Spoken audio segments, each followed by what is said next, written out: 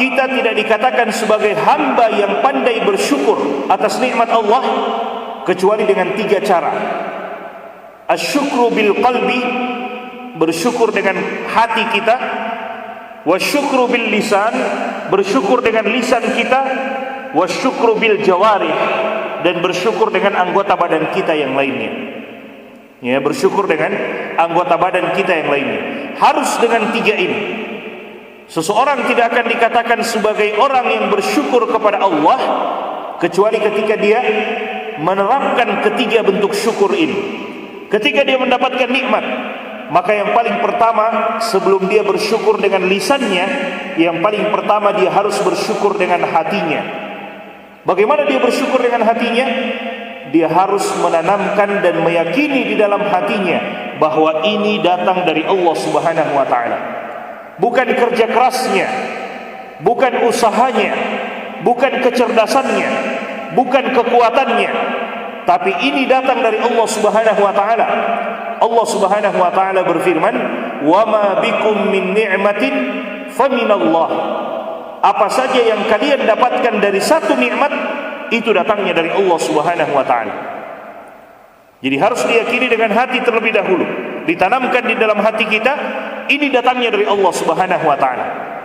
Ya, ini datangnya dari Allah Subhanahu wa taala. Adapun usaha saya, kerja keras saya, tenaga saya, itu adalah urusan belakangan.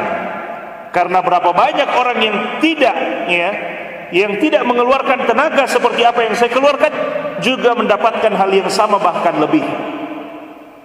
Juga mendapatkan hal yang sama bahkan lebih. Tapi kita di dalam syariat Islam ini diperintahkan untuk badrul asbab, untuk mencari sebab saja, ya, untuk, ya, menjalankan sebab saja. Hasilnya kita kembalikan kepada Allah Subhanahu wa taala.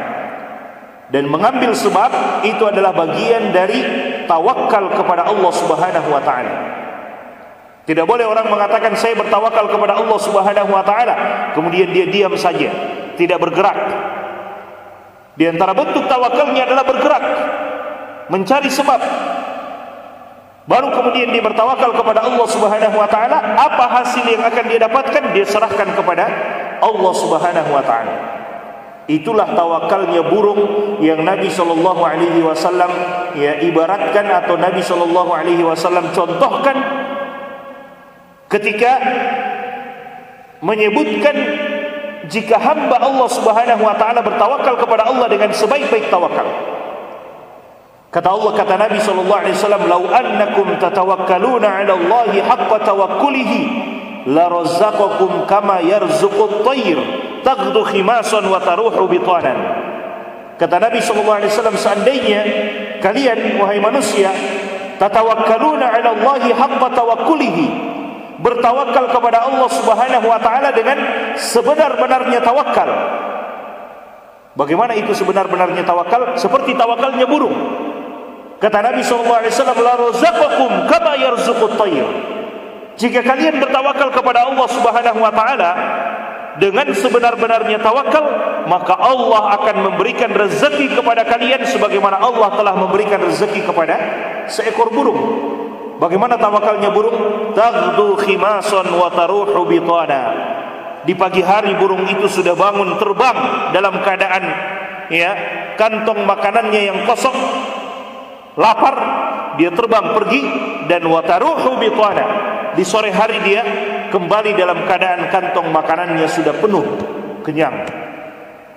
Tapi dia tidak diam di dalam sangkarnya, namun dia pergi. Tawakalnya seekor burung. Jadi badrul asbab adalah merupakan bagian dari tawakal. Mencari sebab, dia adalah bagian dari tawakal. Apa hasilnya? Serahkan kepada Allah Subhanahu wa taala. Apapun hasilnya, maka kita sebagai manusia diperintahkan untuk mengucapkan qadarullah wa ma syaa fa'al. Apalagi jika hasilnya tidak sesuai dengan apa yang telah kita keluarkan, atau hasilnya tidak sesuai dengan apa yang kita harapkan. Kata Nabi sallallahu alaihi wasallam, "Ihris 'ala ma yanfa'uka wasta'in billah wa la ta'jazanna." Berusahalah, bersungguh-sungguhlah untuk mendapatkan apa yang bermanfaat untuk dirimu, dan jangan lupa berdoa kepada Allah, dan jangan pernah berputus asa. Mau didapat di mana lagi jemaah sekalian? 3 langsung Nabi sebutkan. Bersungguh-sungguh, jangan lupa berdoa kepada Allah, dan yang ketiga jangan pernah berputus asa. Tapi kata Nabi SAW, wa in asabaka syai', tapi jika yang kamu dapatkan ternyata berbeda dengan apa yang kamu inginkan, fala taqulanna law fa'altu kadza lakana kadza wa kadza, maka jangan pernah mengatakan seandainya aku lakukan begini pasti akan begini dan begitu. Jangan pernah mengatakan law. Fa inna law taftahu abwaab asy-syaitan, karena law itu akan membuka pintu syaitan. Lalu apa yang harus kita lakukan? Kita katakan, kata Nabi SAW, akan tetapi katakanlah qadarullah wa ma syaa fa'al. Allah Subhanahu wa taala sudah takdirkan, dan apa yang Allah kehendaki Allah lakukan. Ya, bisa kita ucapkan qadarullah dalam bentuk masdar, qadarullah ini sudah merupakan takdir Allah Subhanahu wa taala. Atau kita katakan qaddarullah dalam bentuk fi'il madhi, kata kerja dalam bentuk lampau. Qaddarullah, Allah sudah takdirkan. Ya, Allah sudah takdirkan, dan apa yang Allah kehendaki Allah Subhanahu wa taala lakukan. Jadi yang pertama jemaah sekalian, bersyukur dengan hati kita. Bersyukur dengan hati, meyakini bahwa nikmat ini adalah datangnya dari Allah Subhanahu wa taala. Wa ma bikum min ni'matin fa min Allah.